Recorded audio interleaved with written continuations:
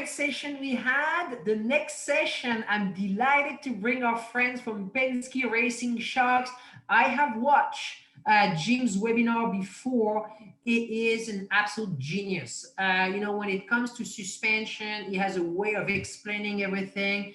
And so I'm absolutely delighted. Before we start, I would like to remind everyone that we had tons of questions in the chat this morning. Now, when you put your question in chat, you have two options. You can send your question to all panelists or all panelists and attendees. So you have that questions, Zoom set it up automatically to panelists. But if you want to share your question with the audience, all you need to do when you type your questions, say, I want my questions to go to panelists and attendees. That makes it more fun. So it's up to you. I have a technical question because we have you logged in under Aaron, but we also have James there. So is that the same? Because usually we have you under Jim. So is this the same one, James? Is that correct? Yes. Yeah. Okay, perfect. We just found. So we'll leave that one. You guys are set up. It is 9 o'clock. Joe Castello is going to be your host. Joe, you're in charge. We'll see you guys in 50 minutes. Thank you for being with us. Thank you, Francisque. Appreciate it. Once again, welcome back, everyone. Good morning and welcome. EPARTRADE Friday. What a great week it has been. We've had so much fun, and now this is something that I'm super excited about. It's folks from Penske Racing Shocks going to join us, Aaron and Jim. And this one was teased to me. This is an area that, frankly, has been touched upon many times throughout the week in terms of racing shocks and getting that power to the ground, generating the grip, and your exposure across multi-facets of racing and motorsports is just second to none. So welcome and thank you. And let's dive in. Aaron, Jim, take it away. What do you got? Well, thanks for having us. First off, this is a great thing you guys are doing here. This time of year, I think everybody's used to traveling somewhere to a show. And it's unfortunate we don't get to see everybody in person, but this is great what you guys are doing, putting this on for everybody. All the racers that are out there, we know a lot of the trade shows, a lot of people can't get to. So this platform hopefully allows everybody to ask questions. Feel free to gather information on what's coming up new for us next year. And we've been watching throughout the week, and you guys are doing a great job. So first off, thanks for doing this for us. Oh, of course. Well, I've had very little to do with it, but I'll take the credit anyway. That's good. So yeah, so we it's been a crazy year for everybody, but obviously racing's been continuing, and we've been pushing really hard here at Penske Shocks. We're really excited with a lot of the current racers and champions that have been racing this year. Obviously, everybody's trying to get back to normal. Hopefully, 2021 we can get back to normal. We've been excited this year to have a lot of success from the top down. I think our biggest one this year is being able to celebrate another world championship with a group overseas there. So that's very exciting for us to be a part of that.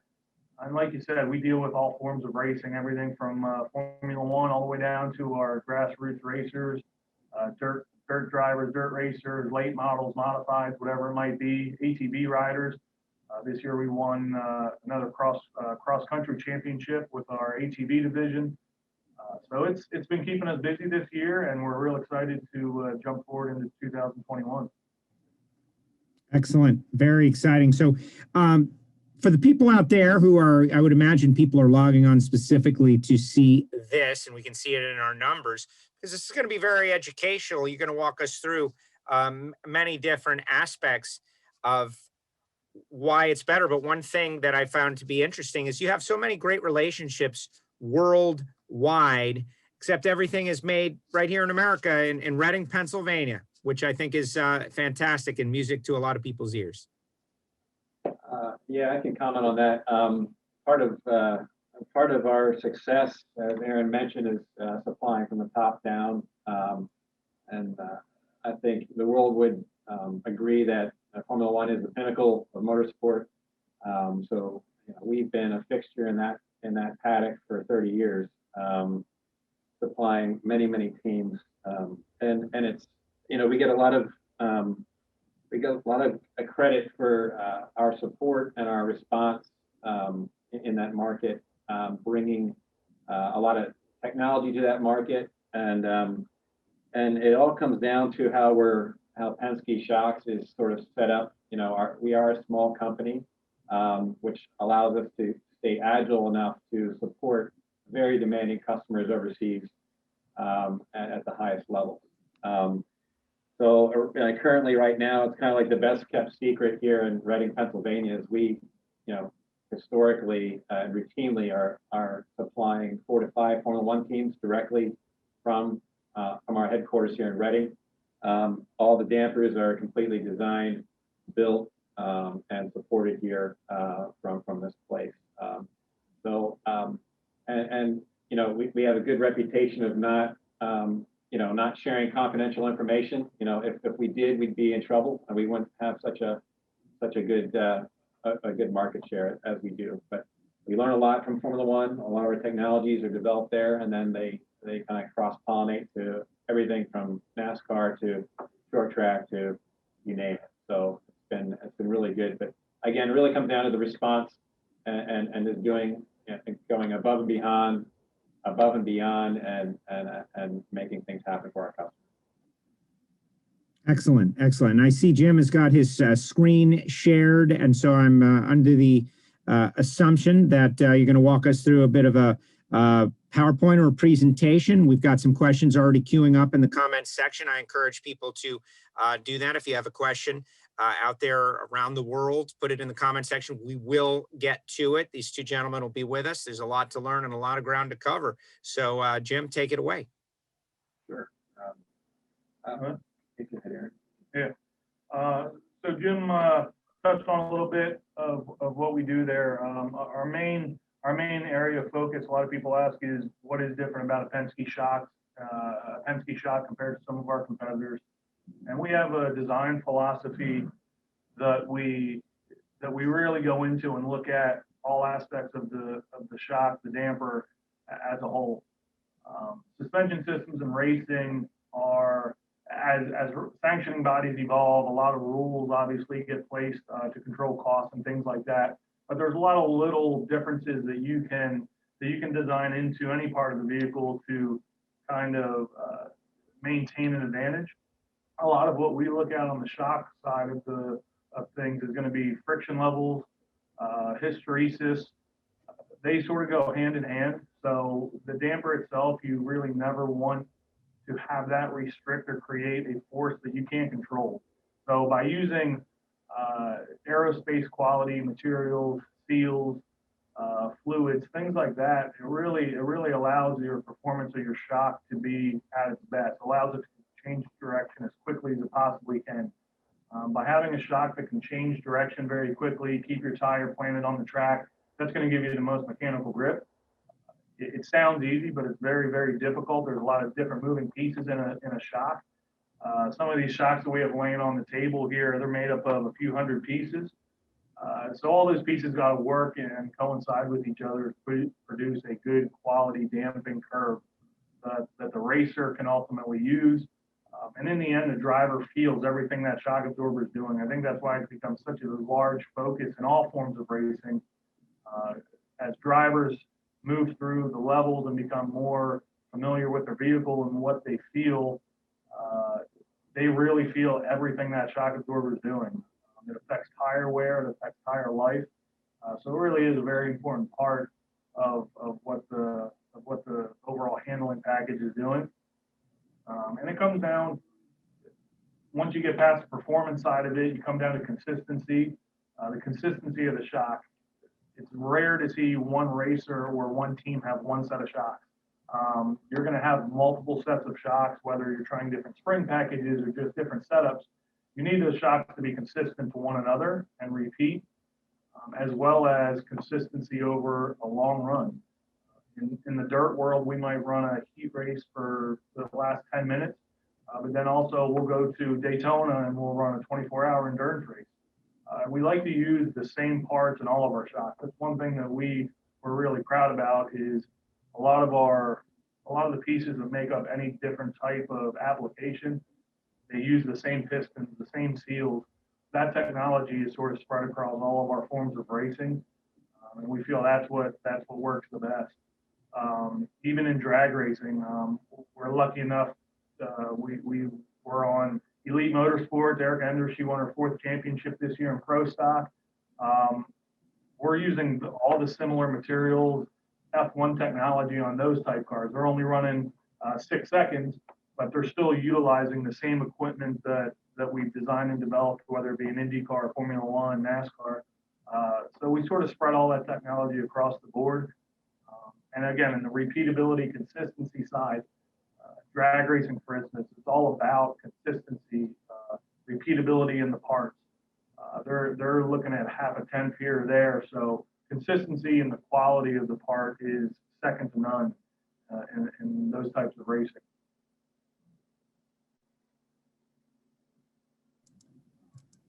And we had a question in the comment section that, excuse me, we had a question in the comment section about drag racing. It's funny that you should happen to bring it up about whether you guys are involved in drag racing, or is that too small? And I think quite the opposite, right? You're on many of the top tier cars. You referenced Erica winning her 4th championship this year, but Pro Stock, Pro Mod, you guys have got pretty strong exposure over there as far as I know.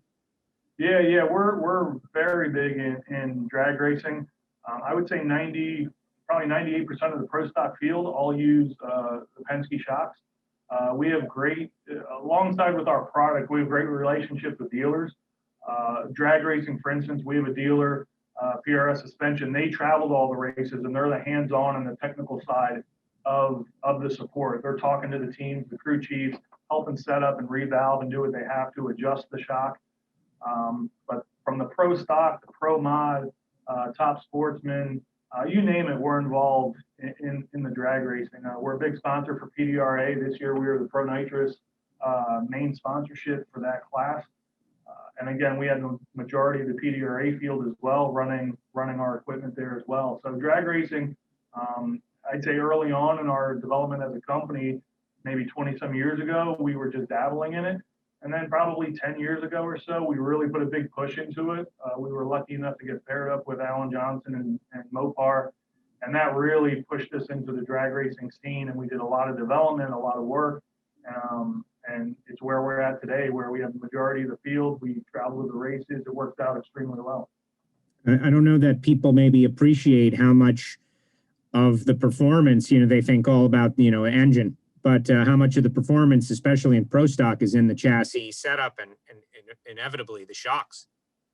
Yeah, the drag racing world, it's come a long way. I think when we first started in there, as you said, it's all about engine, and obviously horsepower is extremely important when you're drag racing and it's such a short distance. But we learned a lot when we came in on the suspension side of just some of the, I would say, low-hanging fruit that some of the teams were leaving there. Because as you said earlier, it's all about putting the power to the ground. And that's a great thing we're seeing about like a Pro Mod car. They really have more horsepower than they know what to do with, especially off the starting line. So the suspension is everything. The suspension, the shocks, the springs, however you're setting that up. There's a lot that goes into it. And every year we're just learning more and more. We're getting pretty heavily involved also with some of the grudge racing guys, some of the street outlaw guys, and that's even more difficult. Where now they're going to a racetrack, but it's an unprepped racetrack, so you don't have that grip enhancer on the track that's helping you. So now you're trying to grab hold with a 3,000 horsepower car. You're trying to grab hold of a racetrack that doesn't have any spray on it or anything like that. So it becomes very difficult on when you add the power, how much you're adding. It all works together. So that's where we're lucky to be involved with really great teams, really great people that know what they're doing, and that just helps accelerate our product that we can then share with everybody. Excellent. Quick question for you guys as far as the presentation part of this that is running off of your computer. I notice you've shared your screen. Have we completed that? And if we have, maybe unshare your screen just so we can see you guys a little more clearly, because we're in a tiny little box. Yeah, sorry about it. Yeah, so this screen portion is as questions come up, we can pop back in there and share some of them. Sure. Some of the questions that might come up. So I just want people to see you guys there, and you got a pretty great presentation in and of itself. But the way the program works, we get really small out there when we share our screen. So a little toggle back and forth. One of the questions coming from the chat section, and what's great about this is to be able to jump back and forth from all different forms of motorsport in terms of road course racing, where we're going now. When hitting curbs, what range of speeds, inches, seconds, etc., does the damper shaft see? Most force versus velocity graphs go up maybe tenths of seconds when hitting curbs, damper shafts, etc., and so on. This is obviously math related, guys, so dive in. So that's a great question, and it really relates to your application and the vehicle that you're using. So the 10 inches per second, right behind here is a shock dyno. So that's what we use to measure the performance of the shock absorber, very similar to an engine dyno. You're going to put it on there, you're going to give it a certain speed to run, and it's going to tell you how much force that shock's producing at that speed. So to answer the question, it really depends on the application of the car. If you take an open wheel car, for instance, an Indy car, they run off a push rod suspension. They have a different motion ratio than what you say maybe a street car has. If we take a Mustang or a Mazda Miata or something and go to the racetrack, depending on the motion ratio and the angle that those shocks are mounted at, and depending on what curve you're hitting, it's going to be a different velocity. We actually just did a road test here recently with our own Mustang vehicle that we have, and we're supplying a new kit for them. And we were going out just driving around the streets here in Reading, and Pennsylvania is not known for the best roads, but we were hitting some potholes and curbs, and being able to take the data and understand what we were feeling in the car and then running it on our shock dyno, we were seeing well over 30 inches per second, which is very fast. If you put it on a shock dyno and see how fast that shock absorber is moving, it's a very quick input. So for certain curbs, you're probably up around there at least, but again, it all depends on your motion ratio and what your damping levels and things like that might be. But it's a good question, but it's great to have. That's where data acquisition is so key in your suspension and understanding what your suspension is doing. You really got to be able to capture that data and then replay it back to really understand exactly what you're seeing there. Excellent. More questions queuing up. I do like to mention, though, at the start and a couple of times through the seminar for people that are coming in and coming out, where and how to get a hold of you guys, because, people reaching out, maybe they're interested. We'll talk about who those people are going to be. But what is the best way to get a hold of you guys and to continue any journey of information that someone might want to start?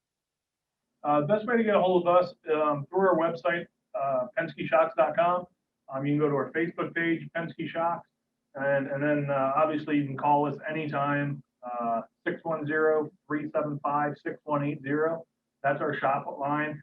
Any type of racing, any type of shock application. We do a lot of things with aerospace. We make shock absorbers for anything that really needs shocks, but any racer, we do get some questions a lot where racers are almost intimidated to call us. And I tell all of our racers, it doesn't matter if you're running a street stock, dirt late model, whatever it might be, don't ever hesitate to call us and ask questions. That's what we're here for. Well, it's funny you say that, because you mentioned that you service and work with several Formula One teams, and I can see that the word intimidation coming up, like someone thinking, well, that's not for me because it's for Formula One. But I was so happy that you brought in drag racing. Of course, Elite and Erica, the highest level, but maybe a little more everyman. But you guys make shocks for everyone. If you've got a quick and fast car, you're trying to go around a racetrack or down a racetrack, you can be helpful. Yeah, absolutely. I mean, the drag racing side of it, we get a lot of the street car type applications. We're a factory option on the Shelby S1000 Mustang that comes right from Shelby. We do a lot of foreign cars, a lot of imports, Mustang or Lamborghinis, Ferraris, you name it. If it has a shock, we've probably put something on there, or we can put something on there. And it goes all the way back to the older cars. I mean, we've done 60s. We just had a customer here who's restoring a 50s Jaguar with a really old type suspension that we're going to put shocks on. So vintage type cars, we really again, if it has a shock absorber, we can make something for it and put it on there. Excellent. Here's one from Dwayne out there. What range of shock speeds give the driver the feel? Obviously, motion ratio influences this, but it's useful to have an idea of what range of shaft velocities give the driver the seat of the pants feel. Yeah, that's a really good question, and we have an example. A few years back, we have what we call our semi-active system, and we actually got this piece, and we were working with it with McLaren, and it was a piece that they gave us to try to get out into the racing world because they were no longer allowed to run it. So we developed it for different car applications just to really see what the driver's feeling, and it was really an active suspension system, shock absorber that you could put on and then have, say, 10 different settings. And through a computer, you could just change these settings and completely change the damping curve. A very important test that we did was with a high-end sports car driver. It was a Daytona prototype at the time. And we really just focused on a very short or very small section of the damping curve to see what he would feel. And the feel that this driver, and all drivers are different, I will say that, but this driver would only feel from 0 to 2 inches per second, which is very low speed. It really controls the attitude of the car, the platform of the car. But that's what this driver was feeling from 0 to 2 inches per second. And when we tried to tune anything out past 2 inches per second, he came in and really said, he goes, I don't feel a difference. And we were making drastic changes, hundreds of pounds. So that's twofold. One is, if you're tuning out past that and he can't feel it, it could be a struggle for the engineer or the crew chief. But the nice thing about that is if you go to a shaker rig or if you run simulation, that's sort of free then for the engineer or the crew chief to say, hey, if the tire is affected by anything out past that, if there's anything else we want to do out past that the driver can't feel, then it all just comes down to the engineering side and you can do what you want. Now, when you start hitting curves and things like that, that is more high speed. That's going to be out past that 5 inches and further out. We like to say that's driver comfort. While the driver might not want to feel those bumps, if the car is fast, in our experience, the driver will put up with it. If you tune that out where he's comfortable, but the car's not fast, we'll definitely take the rough ride back and say, I'll deal with the bumps. So. Comfortable is slow. I get it. I get it. You getting some love out there also, Dave. Let's see. Jerry says that Dave Reedy is the Penske guy with our genre of racing, dirt mod stuff. He is amazing. Penske provides a great service through him at our level. So getting some love. Yeah. Dave's great. He does all of our big block mod, all of our small block mod, Northeast modifieds here around Pennsylvania. I mean, you can a stone's throw away. There's 4 or 5 tracks you can go to, and the Northeast modifieds are really big here. And Dave's done a great job this year. We picked up some new teams this year. Mike Gular, Jeremy Gular, that team, they've been running really good. Andy Bacchetti, he's a new pickup that we had. He's had a really great year in the big block Northeast mod. So that program for us is really gaining momentum. And again, that's one we're looking forward to in 2021 for sure. So we have learned and we see that, cost control is something that's on a lot of people's minds, whether or not that's a good idea. I've certainly had people indicate that the more a rules maker tries to control the cost, it just causes the increase of cost in other areas, right, as people hunt for speed. But being that many racing series have tightened up the rules in so many different areas, in some cases, lots of parts of the car are spec or very strictly controlled. Shocks are an area that there is some freedom. And so when people are looking to go faster, I would imagine they are coming to you guys. Speak on that a little bit and how you can help people who are in series where there are some strict rules about all aspects of the cars, that the shocks are an area where they maybe can find some performance. Yeah, the rules are always they're always tricky. I mean, you always want to be above board and make sure you're reading the rule book very clearly. There's some very simple rules in some of the, like the dirt modified series, where you have to run a steel body or you have to run a steel shock. Those ones are pretty easy. They're pretty cut and dry. the rules themselves, as they develop, like you said, when somebody makes a rule against something, it's usually because somebody else found an advantage with it and it's making them faster. So to control the cost, they will try to implement those rules and keep some of those things down. And it's our job to stay within the rules, but also make our customers go faster.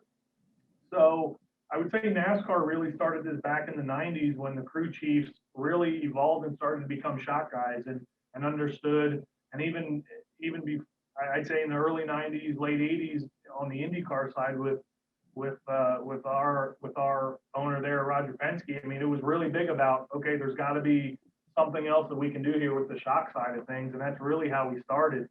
So the development and the continued development of the shocks is very important. All your big teams have their own engineers and/or shock technicians. That's all they do. They work on the shocks all day long. And really, you're trying to find that balance between what your car wants, what your tire wants, but also what your driver feel is.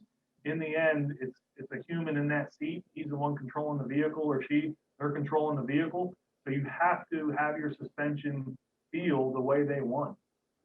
But it's hard. A lot of grassroots racers, a lot of private racers obviously don't have the money to hire an engineer or to have a shock person on their payroll. So that's where we come in. We really want to do all that for you. I always tell all of our customers, we're involved as much or as little as you want. So if you ever have a question, if you only have one set of shocks, we can help you tune those shocks. We can rebuild those shocks for you. But we also like to try to give as much information and knowledge about our products and about shocks in general as we can.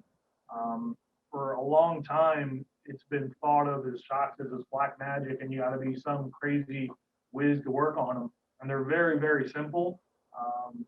I think the part that gets intimidating is there really is no limit to what you can do with the shock itself.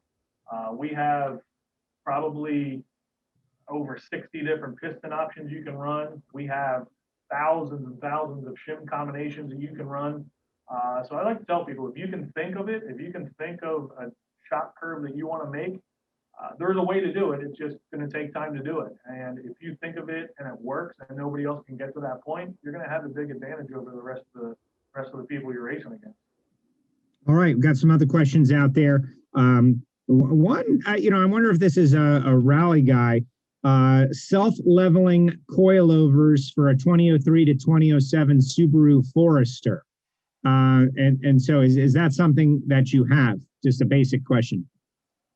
No, that's going to be a special application. With the self-leveling, those are usually some type of air system or air setup. I don't want to say it's impossible because we do have some systems, but it would be very costly for that type of vehicle. You're probably looking for more like an OE, just replacement that you would be able to put on there and take care of that. So. All right, next one from Stefan. Does the relatively small motion ratio of bell crank pushrod suspension create special challenges in tuning or better precision, or is it just the same curve scale? We find this a lot where teams are changing the motion ratios a lot, especially in Formula One, where they're trying to get everything tucked in around the aero on the rear, especially.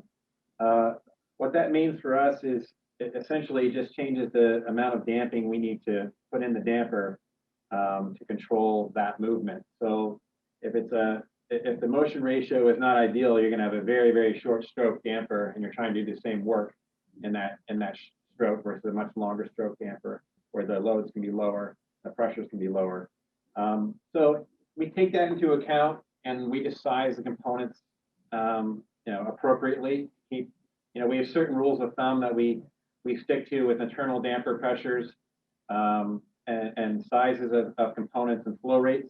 So as long as we keep those in check, it's okay. When you get those out of balance and you have like a very, very, very, very stiff damper in a very, very small diameter, that's a very not ideal situation. So we try to monitor that. But the other way, if you have a very long damper, very soft, it's always a compromise for us in terms of mass, size, and performance. Performance being key. But as we've seen, again, especially places like Formula One, The suspension takes a little bit of a backseat to the aero efficiencies and making everything smaller.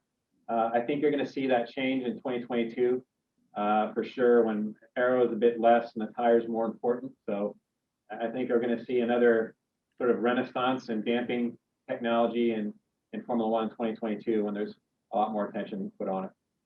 I'm looking forward to that. I think that's going to be very interesting. All right, let's dive into. I know that you have many different types of shocks that you guys offer, but let's meld that with the what shock is right for me. How do people go through that process and get as dialed in as they can be before they give you guys a call? Yeah, so that's always the big question. And I would say, right from my experience, there's a false assumption that more adjusters are better. We get a lot of people that will call up and I want a 4-way adjustable shock, but they don't know how to use it. So choosing the right shock, as we're showing here, first and foremost, it comes down to your rules. What can you run? And like you touched on before, a lot of sanctioning bodies have different rules. And we've seen it where somebody might want to buy a shock and they take the shock and they get to the racetrack and the tech official's like, hey, that's not legal. So the first thing is just make sure you know what shocks you can run. And then really it comes down to, again, your budget. That's always the big thing in racing, is what can you afford to run? And maybe a non-adjustable is cheaper, but that doesn't always mean it's going to be cheaper in the long run.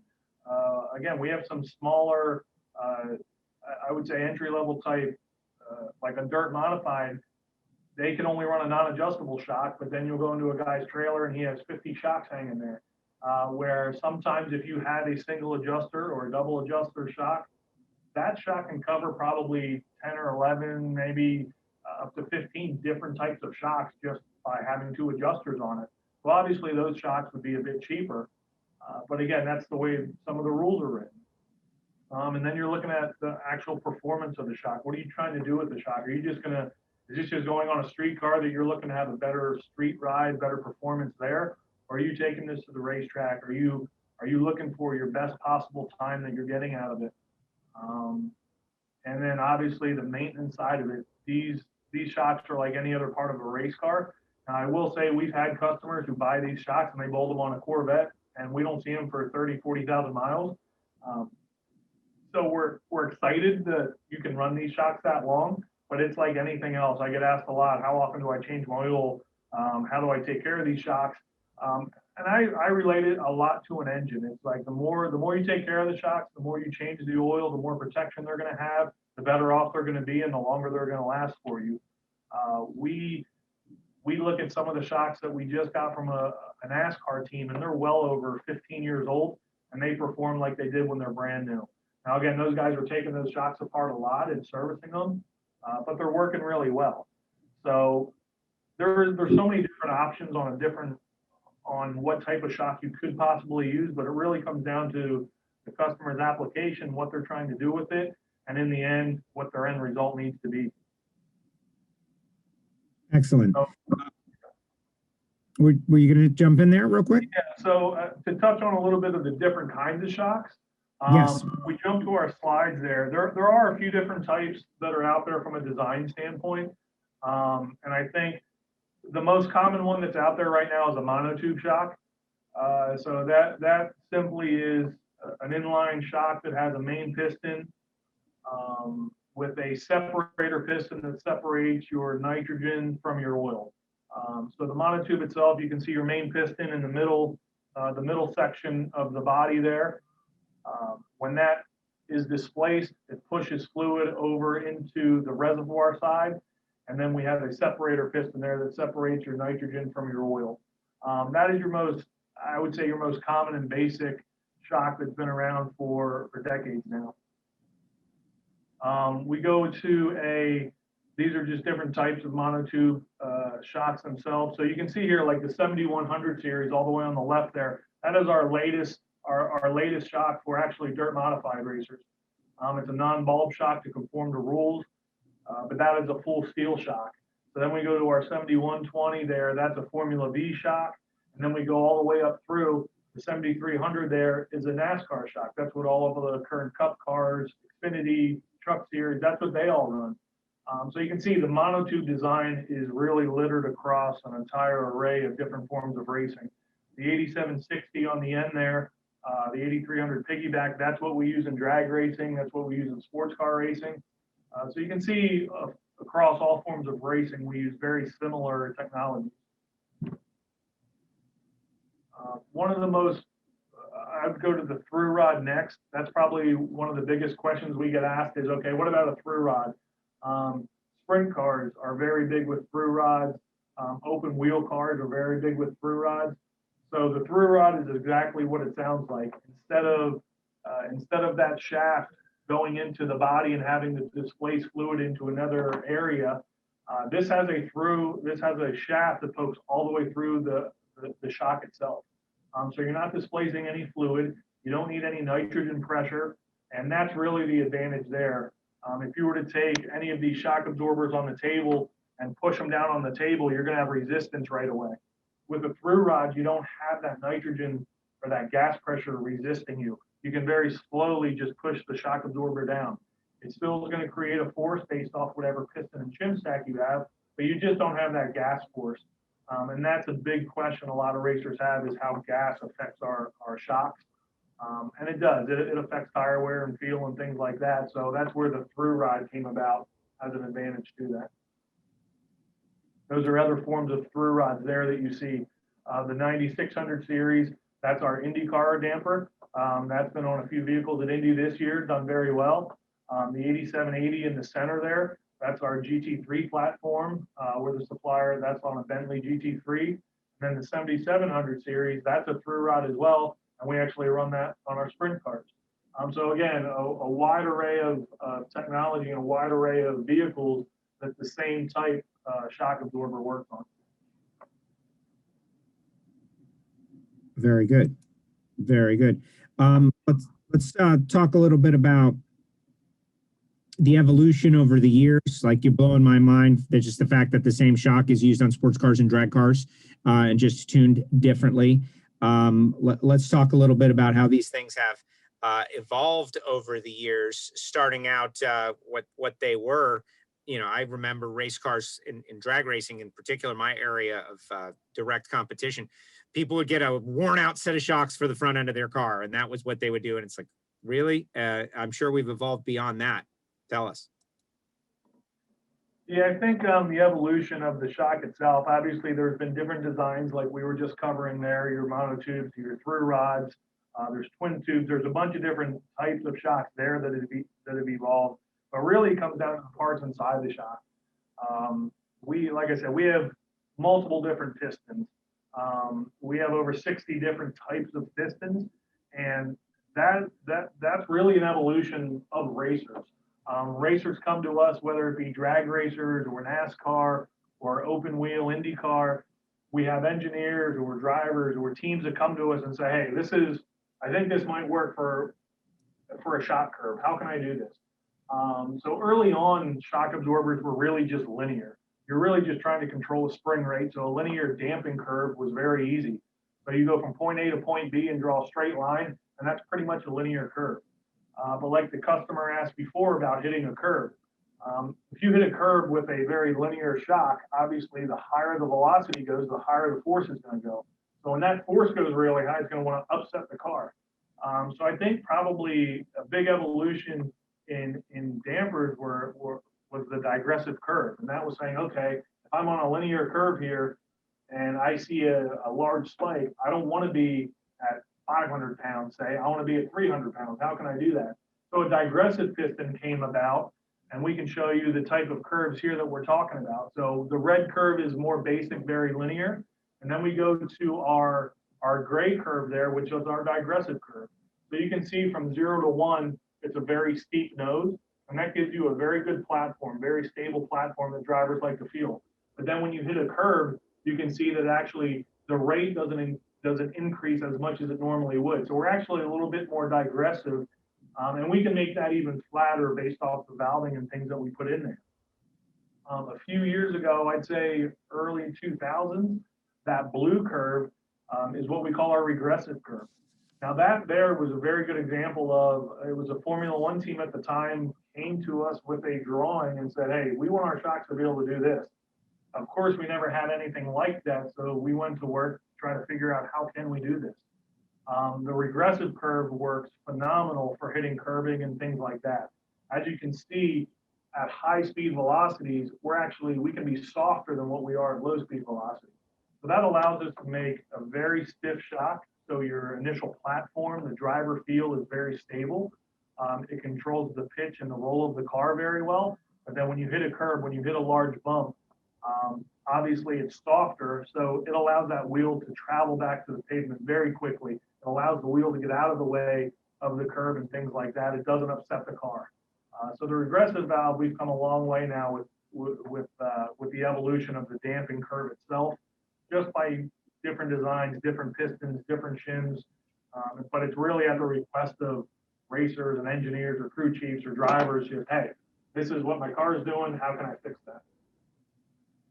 Very interesting. Got some other questions out there in our comment section. Feel free to add a question. Can Aaron quickly discuss if the spring rate is changed? Is it necessary to rethink the damping rates? From Dwayne. Yeah, that's a good question. And yes, you do, because the shock itself, obviously you're just trying to control that spring rate. You're trying to control the energy that spring is producing as it's compressed. So anytime you go stiffer in a spring rate or softer, you're obviously going to be changing that energy that the shock is trying to control. And really that's where multi-adjuster shocks came out, because now you don't have to have a different shock for every different spring rate. Now there are some, obviously there's some trade-offs here and there, but depending on the percentage and the rate that you're going to be changing that spring, if you're going, say, from a 300-pound spring to a 500-pound spring, in 1 inch, that's over 200 pounds of energy you got to control now. So you're probably going to have to make a shock change or shock adjustment to that if you want to control the car. Again, it depends why you're going up in that spring rate as well. The spring and the shock work is one. So you really got to have the two figured out together. A good shock curve and a bad spring probably aren't going to work, and a good spring package and a bad shock, they're probably not going to work. So they really got to work together to control that vehicle and do what you want it to do. What are the most important parts in a shock? I mean, it seems to me that, you know, we've learned a lot about materials over the course of the weekend. You said it's so simple, but it seems like black science to me. So roll us through some of the, you know, the basic parts that are most important. Yeah. I mean, I think for any shock company, the piston is the heart of the shock. It pumps the fluid through the shock. It controls things.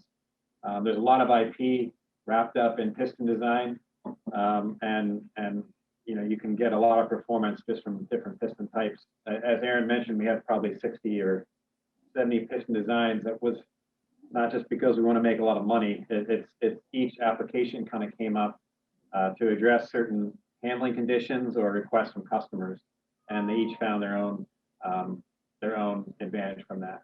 So I'd say the piston's a big one. And then friction and seals, again, if you can make that shock perform as efficiently as possible, you know, you're letting the damping mechanisms do what they're supposed to do, and they're not overshadowed by, you know, friction and things like that are hard to measure and hard to quantify all the time. And then, you know, this company was built off of adjustable shocks. So there's a lot of technology in how you get adjustment to the damping curve. So there's a lot of different mechanisms and different devices we put in our shocks to control different parts of the curve or manipulate that. So it's an easy fix at the racetrack, or people are able to tune them efficiently. Exciting. Bill is out there in the chat section, and he follows IndyCar and kind of wants to understand a little bit better IndyCar shock parameters. I wonder, does he mean specifically at the speedway or on road and street courses as well? And wants to know about simulator work and if shocks are something that is tuned in simulator in addition to on the track. That's a great question. Obviously, with a lot of sanctioning bodies trying to reduce costs, at-track testing is very expensive. Obviously, you're putting miles on your engine, you're going through tires. personnel at the racetrack. So simulation has become huge. And really, again, it started in Formula One. Formula One is the pinnacle of simulation right now. They spend a lot of money on simulation, but with that simulation, they're becoming more and more accurate. They can model and represent almost every aspect of that car, including the shock absorbers and what force they're producing at what velocity. Again, it comes with a price tag. Now, the simulation has become more popular in recent years, really because of the computing power that's out there. Years back, obviously, to have a computer that could run all this simulation and run all these different parts of the car, you needed a very special computer. As computers evolved and got better and got faster, now your simulation is getting better and faster. So the better, yeah, simulation's getting great. It can definitely shortcut you to get a good baseline package. But I'm a firm believer in you still have to trust that driver. There's a lot of smart people out there, and I think if simulation was the end all be all, everybody would be at the same answer and everybody would be running the same thing. And that's definitely not the case. Now, driver simulators are evolving quite a bit, and they're learning more about what drivers like and how they relate to that in a simulation. So I think every year from here on out, simulation is going to become more important, and modeling the parts and modeling the dampers. It's a very popular question we get asked by all race teams is how can we model these dampers for simulation? But in the end, it still comes down to the driver. The end all be all is that driver in the seat, and everybody's human. Every driver has a bad day, so it can't duplicate everything, that's for sure. We're coming down the home stretch here of this seminar. Great stuff. I'm going to ask you guys momentarily how to put our audience in contact with you. A couple more questions, though. Let's dive in. In terms of bleed, we hear racers talk a lot about bleed and the shock. And how does bleed affect the shock's performance? And why is bleed so important? That's a term that we hear. If you could explain it for us, it would be great. Okay, so bleed is very important. Bleed, what we're showing here on the screen is a simple bypass. It's a path that bypasses your shim stack. So it's free flowing. And what that bleed is, that controls your low speed. Like the gentleman before asked, what part of the velocity is the driver really feeling? And it's really, most drivers are anywhere, I'd say 5 inches and below. So 5 inches and below, and that's really where your bleed is affecting. It's the real slow movement of the shock itself. And that is what bleed is controlled by. The double-edged sword here is if you use too much bleed, you can't control the shock now. So now the shock can't control that spring at those slow movements, and you would almost get like a Cadillac effect. So while you need bleed for tire wear, grip, and driver feel, too much bleed is not a good thing. It's a great example if anybody out there has gone to a shaker rig, if you just put a lot of bleed in the shock, the shaker rig comes back and says, hey, you got a ton of mechanical grip. Obviously, if you go to the racetrack with no control in the vehicle, the driver's going to be like, there's no way I can drive this. It's just all over the place. Your mechanical grip might be great, but obviously it's not something you could race. So there's that double-edged sword of how much bleed is too much. And again, this really comes down to drivers. Some drivers like a car that moves around and they can control the chassis that way. Some drivers, they have to have a very, very stiff platform. So when you have to have a stiff platform, say like on an LMP car or an endurance type car where it's got to be very stiff and stable, it's tricky to get bleed in there without the driver complaining and saying, hey, this car just moved around too much. But bleed is very important. There's different ways to do it. You can just drill the piston and bypass it. You can use bleed shims. There's a lot of different ways to introduce bleed. It really comes down to the most effective way for your setup and what your driver is going to feel. Excellent, excellent. What about the future, guys? This has been amazing to see the evolution of racing shocks and what you guys have been able to create. But 2021 and beyond, what can we look for from Penske Racing Shocks? From our side, we're obviously just want to keep producing and pushing as hard as we can. We love really what you guys are doing here. I think this has been great, and I think a lot of, from our side, we have some new products coming out, but we're going to be pushing very hard on the information side of things, the teaching side of things, the schooling side of things. We love when racers call up and ask questions and they want to build their own shocks and they want to learn about them, because ultimately that's what's going to make them better. And what we feel makes our product good is, hey, if we can just teach you about any shock absorber or suspension in general, hopefully roads lead back to Penske Shocks. So from our side, you're going to see a lot more out there information for all types of racers. We have some new products coming out, and we look forward to seeing everybody at the racetrack. And hopefully what you guys are doing, you're going to keep seeing us here on EPARTRADE and doing some more webinars and things like that, just to better inform the racers of what we can do for you. Exciting. And I see John and Francisque are already coming on. We did have one more in the comment section. I'm going to get it in for Doug, who was so patient. When reading a dyno sheet of an adjustable shock, at which speed is a good starting point for general racing asphalt circle track? It's from Doug. Great question. So asphalt circle track, the industry standard right now is a 10 inch per second.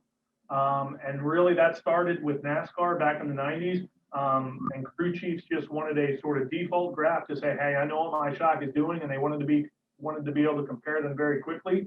So a 10-inch graph is a really good place to start. As you start to narrow it back, I would look at a 5-inch per second graph, and that's just going to give you more detail in your low speed area. That's going to give you more definition of what your bleed's doing. And from a driver standpoint, tire wear standpoint, you're going to see more accurate data if you run it a little bit slower, but your 5-inch and 10-inch runs are going to be your most important and your best place to start. Excellent, gentlemen. You've done fantastic. And I see John and Francisque are there. Many questions. People want to know if these presentations are going to be available after the fact. And I think that's a good question for Yes. Francisque. Yes, and yes. Absolutely. Great job, guys. I was, Jim, I was watching in the audience, and I saw Gabriel Casella, from Science in Argentina, watching us right now, and that just reminds me, like, I'll share a little story. Jim and I were invited to Argentina, I don't know, 10 years ago, to a wonderful event called Turismo Carretera. Ed was there as well, and they took us around to see the racing in Argentina is fabulous. It's incredible. And then they invited us in the evening to deliver a talk to a tech university. So they had a university, it was packed with kids, they were in their 20s, like engineers and very smart. And so we were invited, I was invited to talk about, the racing market, and I got a little applause and people were happy. And then Jim came on and then started to talk about, shocks and the things. It went on for 3 hours. It went from 11:30 p.m. Jim was like falling. That was unbelievable. They were asking questions left and right, and fascinating presentation. Jim like stole the show, and I'm sure every guy that watched that presentation is racing with the Penske Shock right now. So that was fascinating, and but that tells us also, what this industry is about. It's global. It's about passion, and yeah, we have 110 countries represented in attendance. And hello, Gabriele. Gabriele, say hi. You see, he's putting a little hello. One record from Argentina to my friends. Thank you very much, Gabriele. We're happy you're there. When I saw your name, I just remind me that great stories we had together. And we'll invite you back. The Race Industry Week ends tonight. I think I'm going to continue, honestly, over the weekend. Now, but seriously, we're going to go back in the beginning of January 2021 into the EPARTRADE Live Tech Webinar Series. So we'll go back into our weekly schedule, and then we have a lot more coming with our great friend of racers. We'll do more of Online Race Industry Week. We'll do more of those tech webinars. They're a wonderful way to connect, engage, interact with one another. And thank you for being part of this webinar. So, gentlemen, thank you. Thanks, guys. Registering on EPARTRADE is easy. Fill out your name, email, phone number, and create a secure password. Next, select your business type. Choose supplier if you're looking to display products or services and connect with buyers. Choose racing business if you're looking to find new parts and connect with suppliers. Choose race team if you own or are a member of a professional racing team. Begin typing your company name. We most likely already have your company in our database, which you can select from the drop-down. Then, enter your job title. Choose Claim Company if you'll be editing your company profile. Other members of your company can choose Join Company if they'd like to use EPARTRADE as well. You can view and agree to our terms of use here. If you'd like to receive our weekly newsletter, choose Accept. Click Register Now, and your registration will be submitted for approval. You'll need to confirm your email once it goes through. To keep our platform industry only, you'll be approved shortly after. If we require additional proof of business, we'll reach out. Welcome to EPARTRADE.